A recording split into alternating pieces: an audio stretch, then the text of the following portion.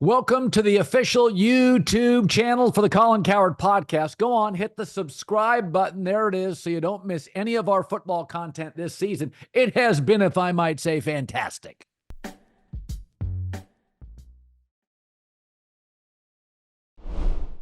There's only one place I go for tickets, and it's Game Time. They have a new feature called Game Time Picks. It makes getting tickets for your favorite live events even easier.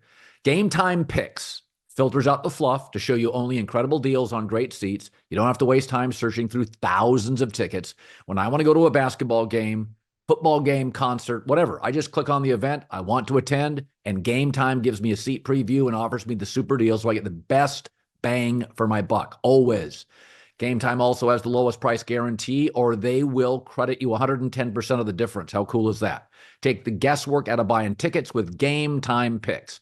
Download the Game Time app, create an account. The code is Colin. That's me, Colin. $20 off your first purchase if you do that. Terms apply. Again, create an account, redeem code Colin, Colin for $20 off. Download Game Time today. What time is it? Game Time. There are things, especially in sports, that I notice because we're both in this business, that you wonder why they haven't taken place sooner. And then over the course of time, like if you really think about analytics, why did it take so long for NBA GMs to figure out math? Right. 3 is worth more than 2. It's what happened? Did a slide ruler fall into a GM's office and he had doodling one day with time? So here's one of them. I believe exits. The smartest people I've met did not always go to great schools or have great childhoods. In fact, I would argue there's a certain jet fuel to chaos as a child that propels you to an aspirational life, right? Sure. And at any one time in the history of the NFL, there's about 5 rock star coaches. And right now it's, Sean Payton took Chernobyl, and 2 years later, they're going to make the playoffs with a rookie quarterback and dead cap hell. Jim Harbaugh, Andy Reid, there's a handful. I think McVay and Shanahan fall into that group. And Pro Football Talk suggested the Bears should call Kyle Shanahan. And I'm just going to throw this out. Exits. So Kyle Shanahan is smart. He has a losing record in San Francisco as a head coach without Christian McCaffrey, who is now into the twilight of his career. Hurt a lot in Carolina, more so in San Francisco. He is staring down the barrel of signing Brock Purdy, injured for the second time, to a big deal. It is an old, expensive, brittle roster. And he has the least talented quarterback. And here are the Bears. Good roster. He'd get power. Quarterback's free for 4 years. He's got weapons. Actually a decent back. And it's a restart. And you'd say to yourself, why? Because just like San Francisco was a dead franchise. Hell, the Warriors were a dead franchise for years. But the minute they got good, people are like, oh, Rick Barry, Chris Mullin. Certain franchises are dead. The New York Giants are. The Bears feel like they are. But again, the Warriors were. The Niners were. Chicago is a massive football brand. And to be the savior of it in an offensive era, I said this today, I would absolutely say, here's 3 first-round picks. We got our quarterback. I don't need that. Here we go, Kyle Shanahan. I think staring down the barrel of Christian McCaffrey's age, Brock Purdy getting the bag, an old, expensive roster with a lot of Debo and Ayuk questions, I think he takes the call.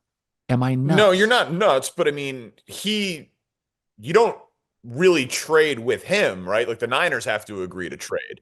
That's right. You call the Niners. So like because Kyle Shanahan maybe is interested in the exit, but are the Niners interested in it? Like I would absolutely say the Bears get the 12th pick in the draft. Of course, I would trade the 12th pick in the draft for Kyle Shanahan. Like it's not even, yes, of course. The guy took Jimmy Garoppolo to a Super Bowl. He took Brock Purdy to a Super Bowl. I'm thinking he could do wonders with Caleb Williams. Like I want a known commodity. It would be amazing.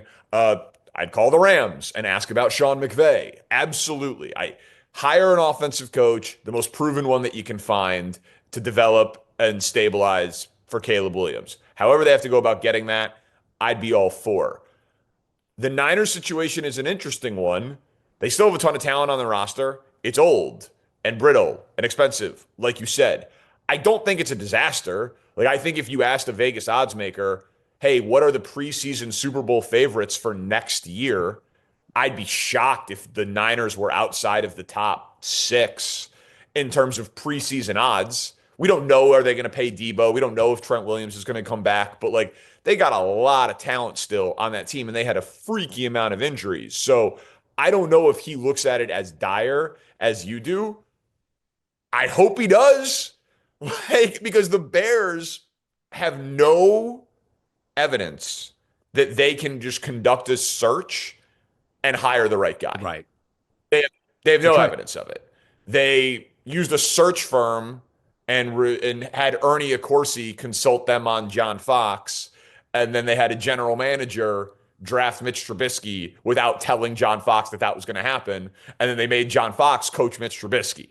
Like, it's so dysfunctional for so long in that hiring, firing, like 30,000-foot view part of the organization, that if Kevin Warren and Ryan Poles, the president and GM, go the trade for a coach route, they've never done it before, so I'm in for it.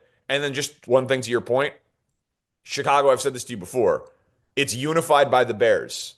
The 85 Bears still have media deals. They still drink for free. Mike Ditka, and I know he was a cult of personality, but I mean, the guy made tens of millions of dollars from merchandising. I mean, he was on ESPN for forever. He had cigars, he had wine, he had restaurants, he had video games. Like, he had everything from being the coach of the Bears who won the Super Bowl. So it matters when you win a Super Bowl everywhere, but a parade in Chicago would be different than a parade in Los Angeles or Cincinnati. So I would think a lot of coaches who currently have jobs, not just Ben Johnson or Cliff Kingsbury, I would think a lot of coaches, if the Bears are in the market to trade for a coach, I think a lot of coaches would call their agent and say, hey, can I get on that list? One of the things I like about this is the exploration of different things. So I'll ask you about UFOs later, Hell yeah. but I want to start with this. Yeah. So a lot of times there's certain things I try to be careful of.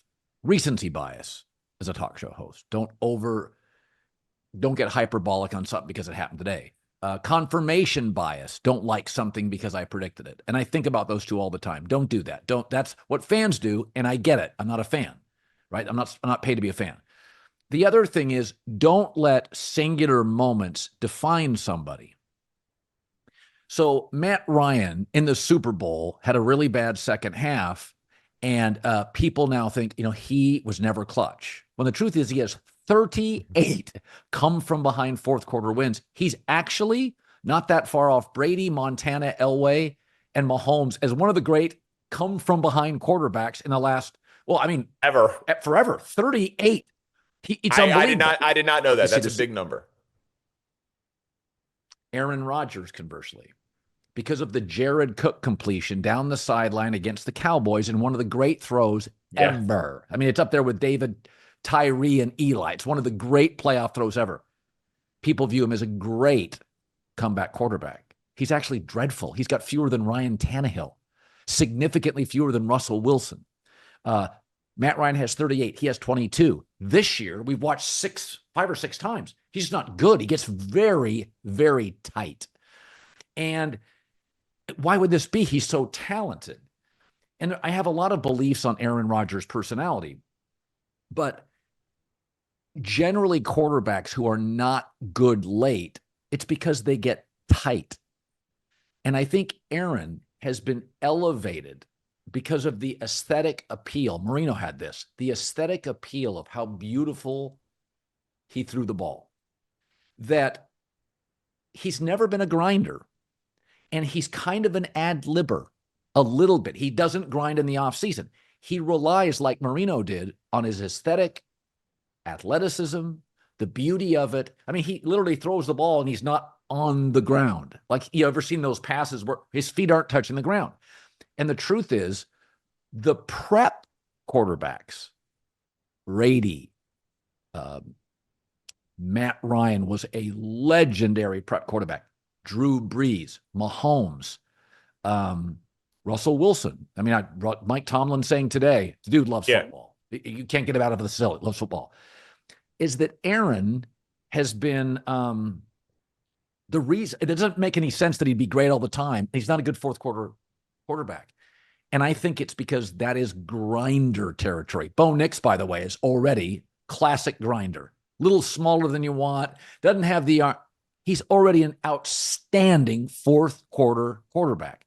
And so there's my take is that this Aaron Rodgers doc comes out, and it's just very funny how we view him as this legendary late game quarterback. And it's been on display this year with a dysfunctional organization. He's actually bad at it. Yeah, so I would be very interested in actually parsing the data on like number of opportunities. Is it at all possible that Aaron Rodgers has had fewer opportunities than you would expect because he's so damn good and his team was always winning? Well, Russell Wilson in Seattle didn't trail much, and he has 30% more. Yeah, fair enough. Rodgers, you and I definitely fall for the aesthetic of it. Aaron Rodgers won 4 MVPs. Some of Aaron Rodgers' peak, until Mahomes came along, I would always say it was the best I'd ever seen. And it was better than Brady, and it was better than Manning. Not more accomplished or anything like that, but just guy had a 45 touchdown, 6 interception season. Like it was just stupid. His ability to be a big game hunter, hunt for touchdowns, throw the ball down the field, and not turn the ball over. Like Aaron Rodgers at his peak of his powers is still about as good as ever, and I think crazy influential. Like you mentioned Mahomes. Mahomes is a combination of the two, right? Mahomes has the from the pocket, Andy Reid extension, brilliant snap throw, diagnose everything, football guy, and then also can throw a ball horizontal to the ground, basically like submarine style through 3 dudes. And you're like, I think a robot made that throw. So like Mahomes is stylistically, I actually think very similar to Aaron Rodgers, but he has this like weird combination of both, which is why he's the most talented to ever do it. I think that the explanation with the Jets is simpler than that. I mean, the guy's old. One guy has been good at his age ever, and it was Tom Brady. One ever. Yeah. And Aaron Rodgers has other interests, and the Jets are really dysfunctional, and he's coming off of a very serious injury. And, maybe the Jets bring him back next year, but I wouldn't if I were them. I'd eat the $49 million, spread it out over 2 years, and just be done with the nonsense and the circus and draft a quarterback and move on. And if they do that, can you name a team that would sign him? I said the Raiders, maybe. The Raiders, maybe. Intrigue, tough division, have no shot to win it. You draft a quarterback, you sign Aaron Rodgers, you hope that Rodgers has the quarterback sit behind him and has like a Jordan Love situation. Maybe. Do you have an organization that would pay Aaron Rodgers to play football next year? Well, it's funny because Brady now is going to be part of the Raiders ownership group. So Mark Davis would rely on Brady's opinion on that. And I'm not going to speak for Tom, but I don't think he holds Aaron in the regard that fandom does. I think Tom sees a guy that relied heavily on talent and didn't put Brady's obsessive, Peyton Manning, Breeze's obsessive compulsion to work. Brady has to be just disgusted that Aaron Rodgers has other interests. You hosted Jeopardy? You travel in the offseason? You do experimental drugs. And by the way, that trailer, like I'll watch the documentary, but that trailer of him saying I love science or I love silence while being mic'd up and filmed is one of the most unintentionally hilarious things ever. Like, buddy, you've got like a camera crew and a sound guy and you're mic'd up, but you're doing a darkness retreat. It's just so, he's such a, he says enigma. I don't know. or you're just a pseudo intellectual who loves attention and has a Yeah. massive ego. Yeah. It's so funny to me. Yeah. The Emirates NBA Cup is here, so you can win big getting in on the action at DraftKings Sportsbook, which is the official sports betting partner of the NBA. Get behind your favorite players and the prop bets you can make on DraftKings, the home of NBA player props. If you're ready to place your first bet, make it simple. Pick a team to win. Go to the DraftKings Sportsbook app, 90 seconds, download it, make your pick, a team to win. First time, here's something special. New DraftKings customers, bet $5, that's it. And you can get $150 in bonus bets if your $5 bet wins. So score big with DraftKings Sportsbook. Every point counts. Download the app and use the code Colin, C-O-L-I-N, C-O-L-I-N for new customers to get $150 in bonus bets. Betting just $5 if your $5 bet wins. Only on DraftKings. The crown is yours. I know you have a great affection for baseball, and my first job out of college was a AAA baseball announcer. So I wanted to be a baseball announcer, and then the world changed, and football and gambling in Vegas and whatever. So, but I do think baseball, I'll start with this premise, that baseball is going to go through a really good decade. The regional sports networks have died since Fox sold them. And the bottom has fallen out of the sport. The bottom 10 to 12 payrolls now needed that money, and it's dried up fast. And so the gap between the haves and the have-nots, between the Dodgers, Yankees, Astros, Mets, Padres, and the rest of baseball has gotten wider. And it actually helps baseball, because where baseball drives its revenue, a large degree of it's television. And if you can combine teams that become the Warriors with KD, star-driven Philadelphia, New York, Los Angeles, Houston, Atlanta, it actually works for this sport. There's always been a competitive advantage. When the Yes Network first exploded and other entities weren't making that money, the Yankees dominated the hot stove league for 15 years, and now it's some other teams and the Yankees. So I think the best players are on the biggest brands and in the biggest market, and it helps. Conversely, NBA, Ants in Minnesota, Wemby's in San Antonio, Jokic is in Denver, Giannis, Milwaukee. You know, Jalen Brunson's a nice piece, but in the end, with LeBron and Steph Curry aging, markets matter except for the NFL. So with that premise, baseball's in a good spot. So nobody likes their commissioner. Rob Manfred has stepped in it a few times, Danny. But he has been aggressive enough, and his last two moves have absolutely worked. Removing the defensive shift and the pitch clock. Attendance and ratings have benefited. So the Golden At-Bat is being suggested. And obviously, I've said this, I'm not sure if I've said it before, but baseball purists are a lot like the Quakers of religion. They're diminishing in numbers over my lifetime. We were all exhausted by their purity. And baseball purists very much are, the sanctity of the game. But television now is the primary provider of revenue, and they want more stars and they want faster games. And I got to tell you, seeing Bryce Harper for the second time in 12 minutes instead of the dugout is not a terrible thing. Now, you're more purist than I am after my rant here, but I see the upside. I do too. So, okay, there was a lot there, and it was really good. Let's start with the Golden At-Bat, and then we could work backwards. I like it. I don't know that it'll work. I don't know that it'll get passed. But my basic premise is I like sports and leagues who try stuff. When the NFC Championship game with the Saints happened and there was the terrible pass interference penalty and they made pass interference reviewable for the next year, I said at the time that was going to backfire. I was like, that's not a good idea, making penalties reviewable. Right. But I understood the thought process behind it. They did a trial for a year. It was a disaster. They went back on it. But I applauded them for trying it, even if I thought it wasn't going to work. The in-season tournament. We'll see how big of a deal it becomes. But I like that they tried it. The pitch clock, as you mentioned, they finally tried it. Theo Epstein got really involved, made a bunch of recommendations. He backed it by data. He tried stuff in the fall league and the minors and independent ball, and they worked it up, and they're trying it, and the rule changes are working. Trying stuff is a good idea. So I like the premise of it. I like thinking outside the box. I don't particularly care about the purists. And then I had our researcher at Breakfast Ball, Troy, he's excellent, look into the data on it.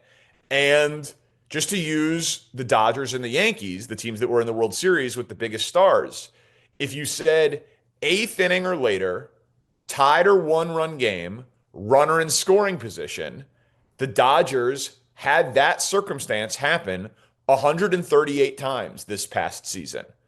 Ohtani came up Yeah. to the plate 20 times. It's not enough. When you compare it to Mahomes, down six, ball's in his hand. Last 2 minutes, LeBron's got the ball in his hands. Aaron Judge came up in that spot 8 times all year. Juan Soto came up 10 times all year. So your biggest stars, your best players did not come up in the biggest moments all year long nearly enough. So that is a problem that is worth solving. I have no idea if the baseball Illuminati will go for it, but I love the creativity. Here's a prediction for you. And you're more sourced than I am. You know all of the head honchos and more owners and all of that. But let's just call this an informed one. I think the next CBA in baseball is going to be ugly. The last couple have been because of the collapse Yep. of the RSN model and how much of the revenue is localized, right? The Dodgers got the last great deal, so they have more money than everybody else. And then the vanity owners, the Steve Cohns of the world, the Yankees of the world, they can outspend everybody. The Cubs have a network, but they launched it late, so they don't make as much money from it as they would have if they would have launched it in 2011, 2012, 2013. I think we've got the best chance that we've ever had in the history of the sport to come out of the next labor negotiation. And it might be ugly. We might miss some games. We might miss a spring training. We'll see how ugly it gets. I think we might get a cap and a floor. I think there's a real chance that enough billionaires that are in smaller markets are going to say, guys, I understand we want stars in big markets, but we can't compete with no local media deal. Like the Fox money is great, the ESPN money is great, but if you guys are making, if the Dodgers are making hundreds of millions of dollars basically a year from their deal, and the Twins and the Diamondbacks and the Brewers and the Pirates and a third of the league at this point has their local media literally owned by MLB, the people that own those teams are still billionaires. And their Yeah. friends they're friends with the billionaires who own the rich teams with the good media deals. And the players, I think, are going to go through, Corbin Burns will get paid, Soto will get paid, but I think we're going to go through enough free agent cycles where enough players are going to realize that the Dodgers can't sign everybody. They only can play one right fielder. They only Mhm. can play one shortstop. That they are finally going to acquiesce and say, okay, it's in our benefit if the Pirates have to spend more and the Dodgers have to spend a little Yeah. bit less. And then it will distribute the Yeah. stars a little bit more evenly, which will go against your first point. But a cap and a floor, I think, has a real chance to come to baseball in the next 5 years. Yeah, I think you're paying attention to it. And of course, working at Fox, both of us now know about the regional sports networks, the RSNs. It is one of the great exits in the history of business. Those were worth half as much an hour after the Murdoch sold them, and 90% less 2 hours after they sold them. Yeah. It was and it was a $2 billion, $3 billion a year revenue for Fox. But the problem being there were about four major markets in the offing looking for new renegotiations and deals, and the profits were going to diminish. And yeah, that's really, really hurt the Kansas Cities, the Pittsburghs, the Seattles. It's highly punitive. They just can't afford, they can't even get in the running on sometimes second tier players. Forget Soto and Ohtani. Yeah, again, like the Cubs are a big market team that make a killing, that attendance and in-stadium revenue matters in baseball more than any of the other sports, and it's not close because they have so many, right? You've got 81 home games. Yeah. So the Cubs are a big market team who do very well. But again, they launched the marquee network late. I'm not speaking out of school. This is well documented. They would admit to it. And so you would think broadcasting 150 Cubs games a year would be great business. It's good business. But it's not great, but it's not close to what the Dodgers get because of when they launched it, because the cable companies are not doing it in the same way that they are now. They're not willing to pay for it and cord cutting and all of the reasons that are impacting the media landscape. So it's the inequity, I think, has grown. You're right. It puts stars in big markets, and in theory, that is good. But there's too many billionaires that own too many teams that don't have that deal, that you don't want them to get out of the baseball business and not want to own the Twins or the Diamondbacks or the Pirates or the Brewers. So I think there's going to be a mechanism to level the playing field through the next CBA. I really do. If you're ever injured, check out Morgan and Morgan. It's America's largest injury law firm, and they are there for you. Over 100 offices nationwide. Think about that. More than 1,000 lawyers with over $20 billion, that's a B, $20 billion recovered for over 500,000 clients. Things happen in life unexpectedly. Submitting an injury claim with Morgan and Morgan is really, really easy. Like winning in the NFL is hard. We know that quarterbacking in the NFL is hard. Submitting a claim is easy. You're ever injured? Check out Morgan and Morgan. Their fee is free unless they win.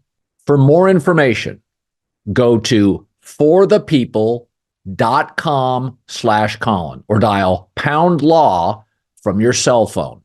Morgan and Morgan has a proven track record of fighting for you to get a full and fair compensation if there's an unexpected accident in your life. And I've had a few. I want to delve into something that is, not that I was late to TikTok, but my wife, 15 minutes when that stuff came out, she strolls it every morning. She's got recipes, and I mean, she's constantly saying, oh God, I saw this recipe, I got to try it, and the dog videos, and I'll be playing Wordle, and I'll be reading, CNN or the New York Times or whatever I'm reading. And my wife is and she'll read that stuff, but she's scrolling. Yeah. I mean, just through it. And so I don't know what it is, and I'm going to suggest to you what it is, I guess, is that over the last 3 weeks, I have just had this compulsion to go on TikTok. And I think it's the UAPs and the UFOs that I find it hysterical. I do not believe in them. I never have. With the Hubble telescope and the other telescopes, if they were out there, we would see them. I'm not going to trust Clancy in, middle of Indiana at night, 4 Heinekens in, to tell me, here are aliens. So people say things, they'll say it's incredibly arrogant to think we're the only people in the galaxy. I'm not saying that. I'm saying with the technology we have, I don't think Merle would spot it. I think our telescopes would, and that I don't believe any of this stuff. But I am fascinated when people go to the sky, often in the flight line of a major airport, and go, look at that. And I'm like, yeah, I live near LAX. There's 40 of those puppies lined up. And the further they are away, the more they look like UFOs. Now, tell me your stance on UFOs and this. On TikTok, there's now like UFOs today, 1,000 pictures come up, videos. It was in the news in New Jersey yesterday. Like Carton on Breakfast Ball was like, "Did you see the UFOs over my house?" I was like, "No, I didn't." And he was like, "Oh yeah," and he showed me a news clip. And you watch the video, and he's like, "What do you think that is?" I'm like, "Buddy, I don't know what it is, but I don't think it's an alien. I don't think it's Spock." Like I am not arrogant enough to believe that we're the only thing in the galaxy, but I'm also not arrogant enough to believe that I can explain it. And my cynical nature or distrust of whatever is like, it's probably us. Like the government doesn't tell us everything. Like it's probably us. That's right. Or China or a military exercise of some kind, or what, you know what I mean? Like I don't know what it is. I'm not saying that people don't see things, and I'm not at all claiming that we get the full story, but I don't necessarily think it's Spock. Yeah. So back before the stealth was created, I worked in Vegas. I worked in Vegas from like 87 to 93 or something like that. So we had a reporter, Dan Burns, and he kept getting these calls because he did like our aviation beat, right? We had a mob beat, an aviation beat, and all that stuff. And Dan Burns was this great reporter, and he kept getting calls about these triangular shaped lights people would see. And it was like a 2-year deal. And, then the Iraq war hit, and the stealth was now part of our national discussion, right? That nobody, we had the word stealth, but stealth bombers, CNN, when they flew in and under the radar, well, they were testing them at Area 51, among other places. So people weren't crazy. They were seeing things, but they wanted that to be secret. So I'm with you. I think our government is, first of all, drones. Well, you knew our government was going to create at some point super drones, like drones that you're not going to get anywhere else. I mean, you hear about the government, what they want to do with like the Bitcoins and cryptocurrency. And you hear stories from business people, entrepreneurs about what they wanted to do with AI in the Biden White House. Regardless of what side you are on the spectrum, they like to get their arms around stuff, fortify it, modify it, and control it. That's what our government does. Probably more than we're comfortable with.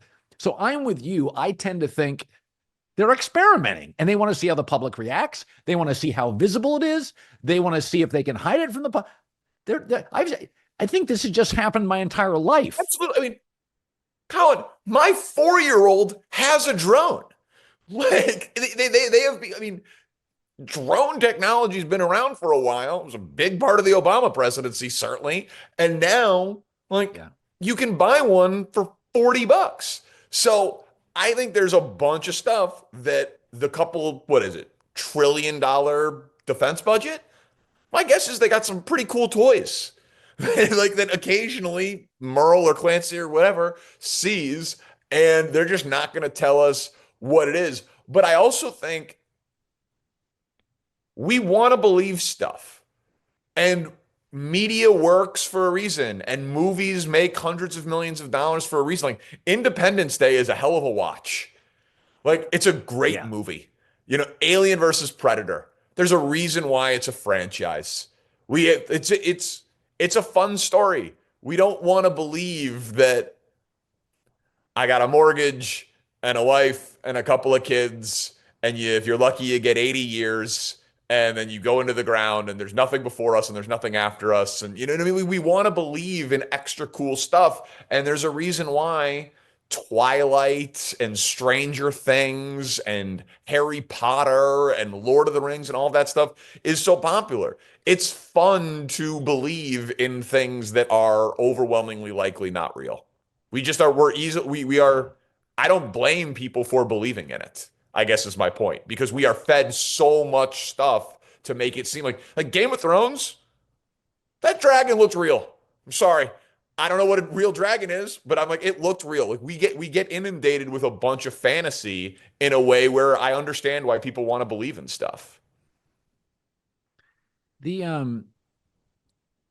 As we do what we do for a living, I've never been a real envious person. But as I've aged, there are some things in our business that feel like sometimes minutia, like doing shows in July. Last year for the first time, I took like 3 weeks off in July. I said, guys, it's. By the way, thank you, and because I hosted for you July 8th and 9th, and I think it changed my life. So please do that again. And so the reason July and August have gotten less interesting are cultural changes. I believe Sean McVay said, I'm not playing any of my good players in the preseason. And everybody said, you're nuts. You'll start off 0-8. And he started 8-0. And then everybody went, I think he's got it.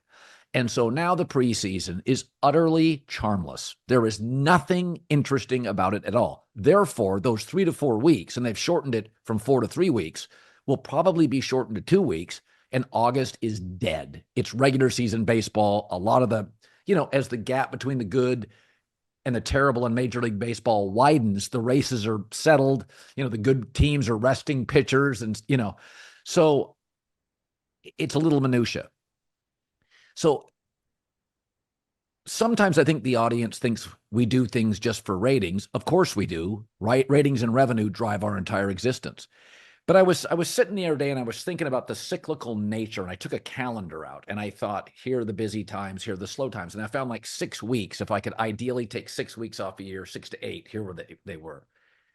And one of the things that was interesting is that in my lifetime, only one sport has been created, UFC, that literally becomes part of my life. I'm now watching UFC. I watch college, pro, NBA, March Madness, golf tournaments, tennis. I watched all that stuff. Now, soccer is more popular, but I was watching the United States men's and women's national teams 25 years ago. I didn't care. So UFC is now the one created sport. A lot of it's just the force of nature, force of personality of Dana White, like renting an island during COVID. Just it really sums up who he is. But I was sitting there and I said, you know what? Caitlin Clark and Angel Reese has a magic bird feel to it. And I said, I talked about it 10 times this year and I monitor my ratings. And the ratings, people dug it. It was often my first or second highest rated segment. And I said, I think it's going to become, I never thought this in a million years. Hell, the teams don't make any money, WNBA. But I'm like, well, do I have to cover the league? No. I'm going to cover Caitlin Clark and Angel Reese. I don't cover boxing, but about 3 times a year, there's a fight in the 70s, 80s, and 90s. And you'd say, okay, here's Ali Foreman. We would, before I got into this business. And I know a lot of people will push back and go, that's very PC. But outside of UFC, I am convinced that Caitlin Clark and Angel Reese will be a decade-long potential story, as long as both teams are viable. Is that a reach? Is that recency bias? No, I don't think so. No, listen, one of the all-time great Colin Cowherd analogies is that you're in the omelet business, not the egg business. I love that line. I think it's so good. You're like, my job isn't to make you interesting. I talk about you when you become interesting. I loved that line from you. And so they are interesting. The data supports it.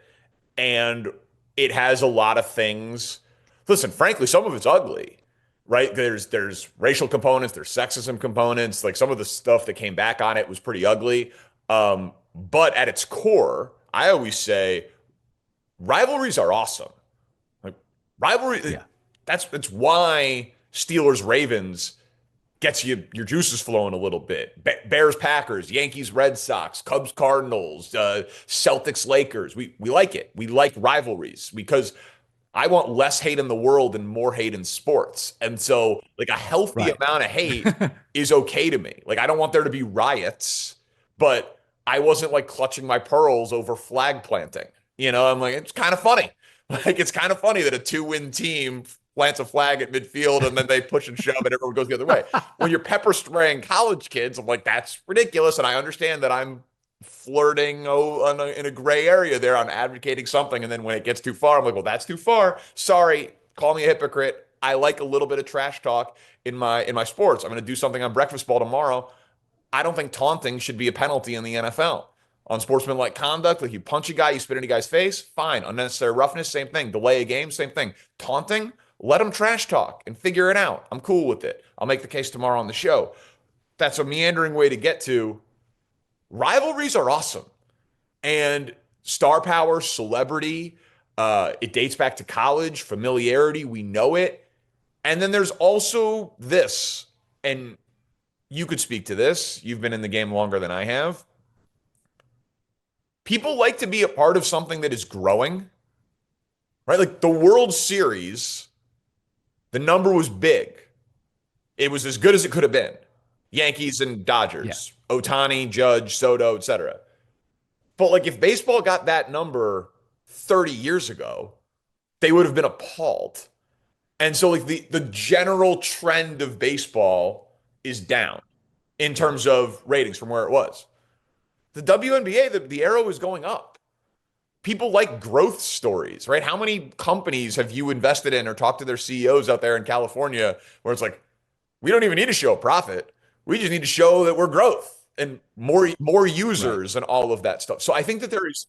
That's Netflix for years. Almost all of them for years. You know, like the line in David Fincher's The Social Network, like, you're throwing a cool party. You know, $1 million isn't cool. You know, it is $1 billion. Like, don't take an ad when you got on 100 college campuses. Wait until you're in 100 countries and then do it, right? Like lose Right. money, keep getting your funding, and then cash in big at the end. So I don't know how big the WNBA can get. I I That's don't. right. Like I I do agree. have some skepticism on how big it can Yeah, get as a I whole agree. league, teams, Caitlin Clark, not rooting for it, obviously, but like say she tears her ACL in the second week of the season, I think that'd be real bad for interest for the sport Yeah. for that season, right? I think it's carried by a very few pockets of stars right now. Um, but will it be more popular in 5 years than it is today? Yes. Like it is clearly a growth enterprise. And I think that that is also a really popular phenomenon. Like people like to be a part of something early in on the ground floor. I knew Yeah. this band before they got on the Tonight Show. Like, Yes. Feel yes. smart. Oh, when did you sign up for Blue Sky? Like, you know what I mean? Like it's happening right now. We'll see. Maybe Blue Sky will be a huge thing in 2 years. Maybe it will be like, what was Blue Sky again? But so I don't know where it ends for the WNBA, but I am absolutely positive Caitlin Clark will be a story 10 years from now. She will bring the league with her, and that is good business because it's growth. Even if Yankees, Dodgers outrates the WNBA championship. Like it's just one's going up, the other's going down, so therefore it is seen as a cooler thing to be a part of. I want to talk about Blue Sky and I want to talk about the media in general. I'm not going to join Blue Sky because you can't transfer your followers. There's what they call a bridge that can help it, but people are too busy to worry about my bridge and my followers. So if I could transfer all my followers, I don't even know if I would do it then, but I can't, and I have almost 2 million. So I'm okay with, um, I'm okay with X. But it's a bigger picture. Is that a lot of people on the left post-election, I'm out of here. And my take is, well, that's kind of precious and a bit convenient. Is that the truth is, and Ethan Strauss discussed this recently in a column on Substack, everybody gets treated like shit on X. You got it, pretty girls, ugly boys, um, everybody. I mean, nobody's happy because most people don't have power. And anonymously, we all have more power. And a lot of people who are miserable and lonely, this is their time to flex. So let them. Just don't read it. But it's interesting. I think there's a responsibility to some degree. We're all somewhat, responsible for our happiness. I tell my daughter, don't wake up looking for happiness. Have things to do. Follow your passions and what you're good at. You'll find happiness, right? Like happiness will come to you. If you just wake up, it's like grabbing a rainbow. I'm going to wake up and find happiness. There's nothing to grab. You have to seek other things that make you happy. That's happiness. And it really, what's interesting about a lot of Hollywood and the left moving to Blue Sky, it's like you just lost an election and there's an argument to be made. The primary reason was you were a bit out of touch with regular people. Well, a lot of regular people get a flex on X. And when you lost, they did. And you're saying, I don't want to deal with you. And to me, I'm like, guys, you would have stayed if you won, stay if you lose, stay connected to people, even if they can be angry and occasionally vile. Is one of the reasons I stay on X is to allow people to take shots at me, to allow people to whack-a-mole me. Because I'm wrong, and if I'm wrong, I don't have to read it. I can mute it. But I do think one of the forms of hypocrisy that really bothers me about the media is we criticize for a living and we can't take it. Yeah, yeah, amen. I hate that about us. Yeah, that the last part of what you just said, I could not rubber stamp my agreement on more. People, it's amazing what we get to do for a living. And like the fact that like if we get a wrong opinion thrown in our face and then people get defensive about it in our industry, I'm like, are you nuts? Like we don't get fired for being wrong. Like Matt Eberflus just got fired. You know what I mean? Like he's got to sell his house and move. Now he'll be fine. I'm not asking you to like play a violin for the guy. He made millions and millions of dollars. He'll be fine. But still, like there were consequences for him not being good. Like there's not consequences for me being wrong about a prediction about the Philadelphia Eagles. Like be entertaining, own up to it, keep it moving, come back the next day. So I'm with you. Media people who deal, especially in the opinion space, who cannot deal with criticism, I think that's crazy. Now, obviously, there are lines that should not be crossed, racial slurs, threats, obviously. People of Right. color get it worse, women get it worse. This is all documented. I remember once there was a study like negative feedback outweighs positive feedback by like 30-1. You don't call your cable company Yeah. and said, cable's working great. Like you call when there's a problem. So the discourse and the feedback is going to skew negative. So that's all of that part. The thing about Bluesky is like, so I squatted on a username. I haven't posted once. I don't do anything. I'm just like, in case this becomes big, I don't want anyone else to be Danny Parkins on Bluesky. So I have my Right. username, and I'm going to be in this at this point longer than you are, right? Just by age. So I'm just trying to Got it. like, I don't know where it's all going to go, but I'm trying to be prepared for where it does. Um, Yeah. my thought on the liberal move to Bluesky was I understood the desire to like form your own team and like consolidate your own team.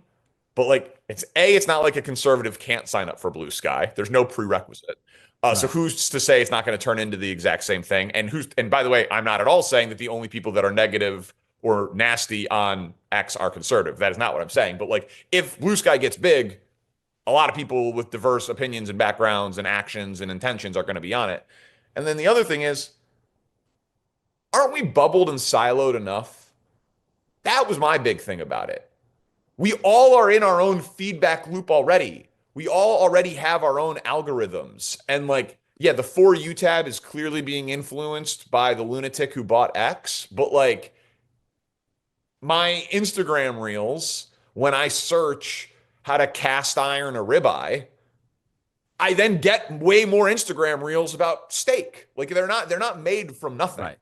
And so I agree, like leaving the place where the biggest public discourse on the internet happens because you were upset with the result didn't feel like it would solve a problem. It felt like it would make you feel better as opposed to working towards Yeah. solving a problem. So if you want to do it to feel better, fine. But I don't really believe that most of these people are like gone for good. We're addicted to these things. We're just addicted Yeah. to them. I've checked my phone twice since this interview started.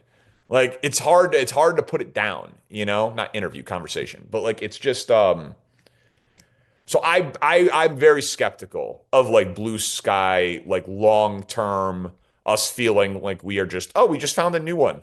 People they'll be on X, and if it gets big and replaces X, then it will have the same problems that X has. Yeah. No, the silo comment's interesting because I joke with my wife.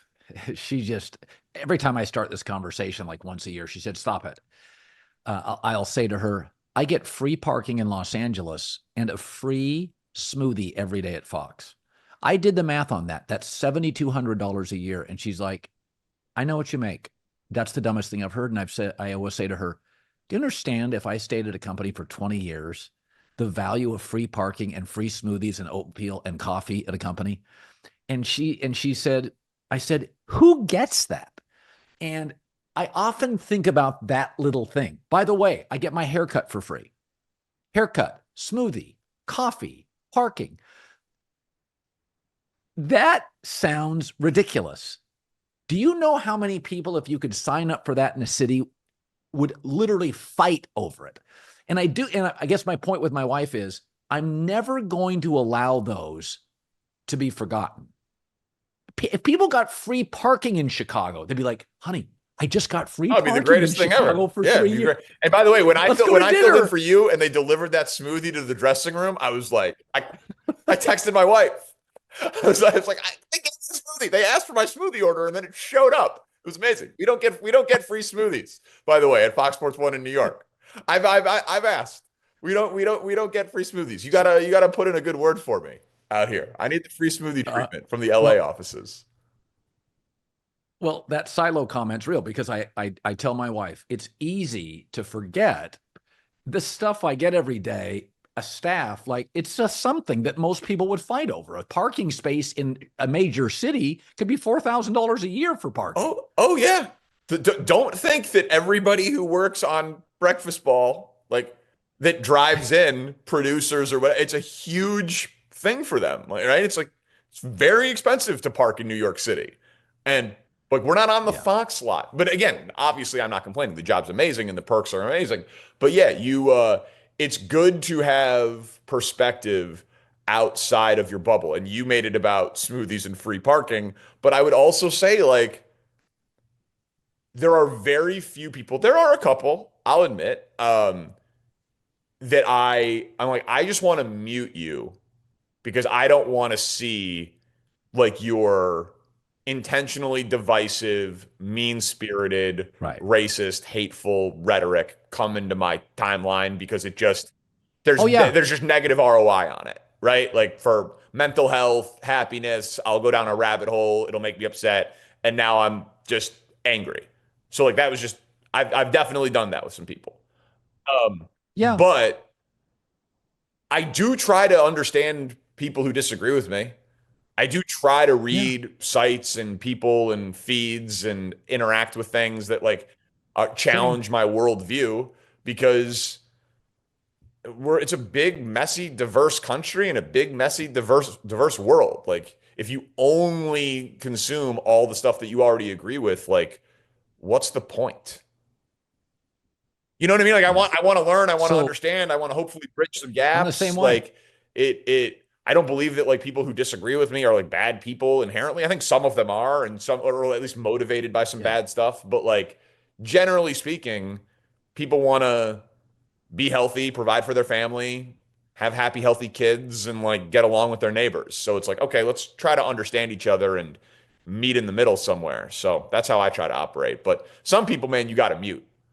You got to have a smoothie about your Oh, day. I do. No, Yeah. I No, know no. you do. I know you They're do. And we're meandering yeah. here. This is a very abstract conversation, but Well, so what? I like apps. That's why podcasts no, that's work. true. That's true. I just I don't know how much deconstruction of the election you've done as to like why it went the way that it did. Oh no, no, no, no. I believe me. I'll throw this at you. When an election happens every 4 years, a federal election, I go to the losing team because all winners act the same. Cocky, condescending, told you we were Yeah. right. I go to the losing side. So when Trump lost, I went to Fox News for 3 weeks. I don't watch a lot of cable politics outside of like election day or midterm day. So I went to Fox. So I went to MSNBC for 3 weeks. And I told a friend, I said, I don't think MSNBC has bathrooms because nobody there is looking in the mirror. It's like a real problem. First, it was racism. And I'm like, no, Obama had 2 terms, could have won a third. Then it was misogyny. No, Hillary Clinton won the popular election. And what I found on MSNBC, and again, I'm not taking sides here. I don't watch a lot of either of this stuff. I think Steve Kornacki's very good on election night, and so I lean toward him. But by and large, I don't care. Even though I work for Fox, I tend to be a moderate, socially left, fiscally right. But what I did find is there's an inability by both sides when they lose to discover why they lost. And I'll give you that's my first take is I'll give you an example, a sports example about the election. So every weekend in the NFL, there's 3 blowouts. Does that mean there's 3 great teams? No, No. definitely not. It means there's lots of crappy teams. There's a lot of average politicians, average candidates, average teams, average coaches. There's almost no great. College football this year, 130 Division I teams, there's no great team. Not one. Tennis at any one point. Federer, Djokovic, Nadal. In the whole world, 3 greats. A lot of goods. Serena, Martina in her prime.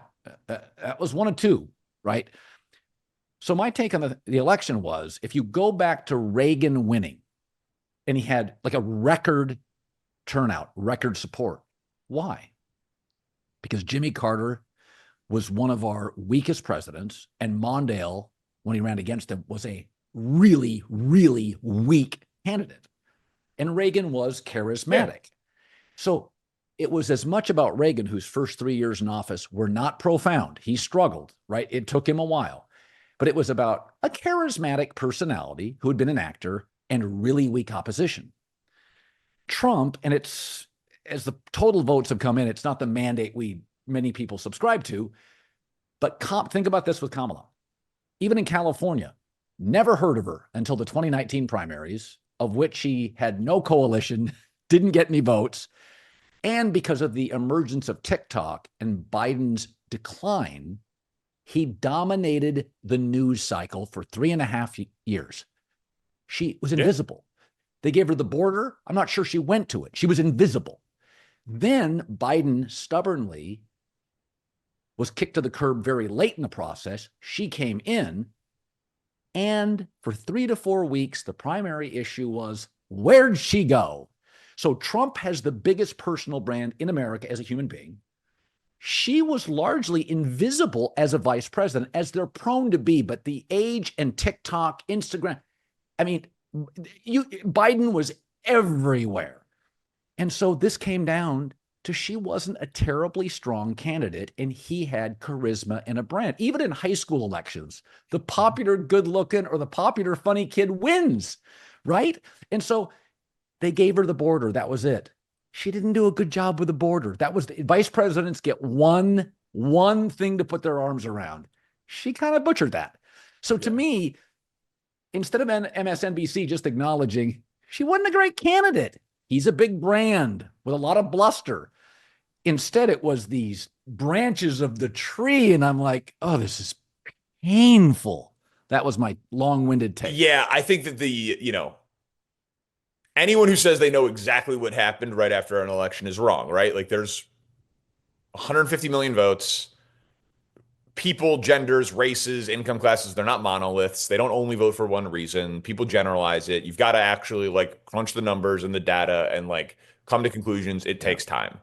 I listened to the Pod Save America podcast with the Kamala campaign manager and like a couple of advisors, and it was just infuriating.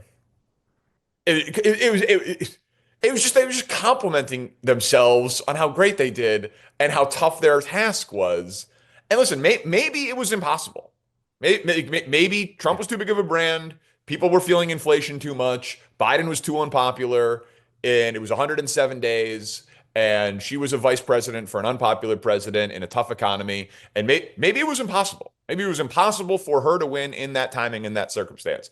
But God, did they have a lot of like, well, we had to do this, and we ran this, and we raised a record amount of this, and we had to define this, and we got on this, and we couldn't do everything, and we tried to do this, and it was because of this, and we did. I was like, do you not have thumbs? Can you point a thumb? Can anyone point a thumb?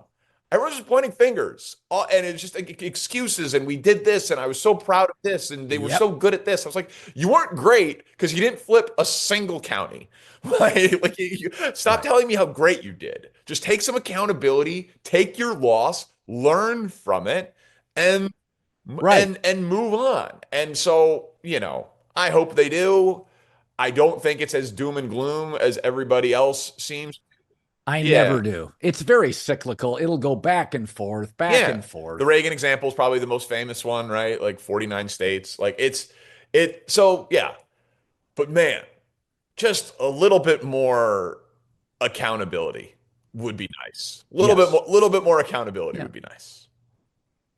Yeah, but I do think it's much more fascinating to watch the losing side try to discover their issues. And it's fascinating to me how infrequently and how long it takes and how infrequently they do. And James Carville and Bill Maher, I think, have been closer to the reality of it. But it was just a lot of race and misogyny. And it's like, guys, mirrors, look in them. Stop blaming the voters. Look in the mirror. Yeah, I think there's a lot of that. And by the way, that's the thing that's true in sports too. The most interesting story is often in the losing locker room. Who blew it? Who choked? Who's getting traded because of this? Who's getting cut because of this? Who's getting fired because of this? Like there's more. There are often more interesting stories and lessons to be learned from the losing side of a story. I think almost always. In fact, when I do my show in the morning, I try not to be negative. So this morning I led with the 12-team college bracket, kind of defending the committee, being positive, defending the committee, Alabama choice. And then I went to the idea, which is kind of uplifting if you're a Bears fan, that let's go for it and get Kyle Shanahan.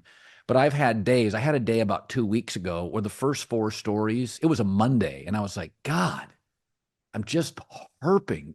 And I remember like taking two of my stories early and just put them in the last hour. I'm like, God, I'm wearing me out after these first three stories. I don't think we do, but I think that that's actually think, a good sports media criticism. Like, I think that people have like gotten tired of the Chiefs on some level. Like they're very popular. Like the data doesn't say that, but I'm saying like it's almost become in vogue, and they're playing close games. They're not as dominant this year. Like on-field questions and criticisms of close games against Vegas and Carolina, and all that is totally valid. I'm not saying it's not, but we should strive to, and I try to, and continue to try to, and we're 68 shows in or whatever we are into breakfast ball. So hopefully I've got a long road ahead of me to like back up these words with actions. But like, it's fun to appreciate stuff and be like, how cool was that?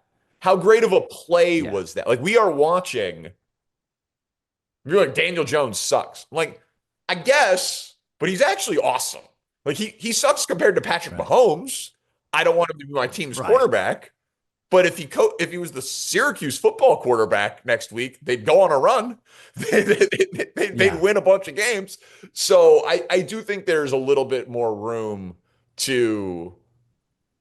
It's easy to talk about what's wrong with fill in the blank team as opposed to making it interesting of why the Lions are crushing everybody. Like, we just, as a collective, I think we should try our best to like appreciate sports and celebrate them. Not that you can't be negative, not that you can't take an axe to something or call for a firing. It's all fine and good. These guys get paid a bunch of money. It's the opinion business. You should be, but it's a good healthy thing to remember that like we should celebrate the champions. I get on Stink and Carton, like I'm like, you guys just like, you hate greatness? You're rooting against the Chiefs? Like, are you crazy? Like, Andy Reid, Patrick Mahomes, these guys are unlikable in some way? No, they're awesome. They're historic. Like, we've never seen a three-peat. You don't want to see it? Why? I want to see it. I want to see I want to see the greatness that I've never seen before. I'm not tired of it yet. The only thing that pushes back on that for me is I feel bad for Buffalo. I'd like to see Buffalo win one. Had Buffalo won before Kansas City went on this run, I'd love to see it. Listen, I called Josh Allen MVP before the year. I said he was the second best player in football before the year, and I picked him to win the division before the year when few people did. Like, I think he is. It is so. I think I said this on your pod a few visits ago. Like, he is so very clearly the closest thing to Mahomes. And that's not like a one-year sample. The 18 interceptions last year did not change my opinion. Like, going back to 2020 till now, it is very clear to me that it is Mahomes 1, Allen 2. And so he will get one. I will root for the three-peat this year, but part of that is also my mom's family's from Kansas City. I worked there. I was there when they hired Andy Reid. So part of that is like a personal tie and bias and Chiefs fans and Arrowhead and all of that. So yeah, Josh Allen, Buffalo, and those fans, that would also be an excellent story. Obviously, the Lions would be an excellent story. But I'm not tired of the greatness yet from the Chiefs. I liked Tiger Woods. I liked Michael Jordan. Same. Brady did get a little ridiculous to me. I will admit that. It's like the one because it's like, dude, you're winning when you're in your 40s. Like, well, I even had LeBron and Brady fatigue. 2 decades is a little much. Yeah, but Tiger's 10 years, go back and YouTube Tiger at the US Open Pebble Beach. You could watch the entire final round if you had 3 hours. It's insane. Listen, my dad didn't golf. And I love golf because of Tiger Woods. Like, I'm of that age, right? Like, I'm born in 86, so I'm 11 years old in 97 when he wins the Masters. Like, he was like, it was a phenomenon. It was Michael Jordan. It was incredibly influential to watch that level of greatness. Like, Caitlin Clark is creating women's basketball fans. Like, Tiger Woods created golf fans. There's cult of personality figures and that level of dominance that I'll always be. That I'll always be. Bones Jones. I hadn't bought UFC fights in a while. I love the UFC. Bones Jones fights. I buy the card, 100%. Like there's Yep, like I am 100%. attracted to greatness, almost Yep. universally. Danny Parkins, Breakfast Ball, FS1. Good talking to you, And buddy. you said once a month, anytime, buddy. You know that I'm available anytime.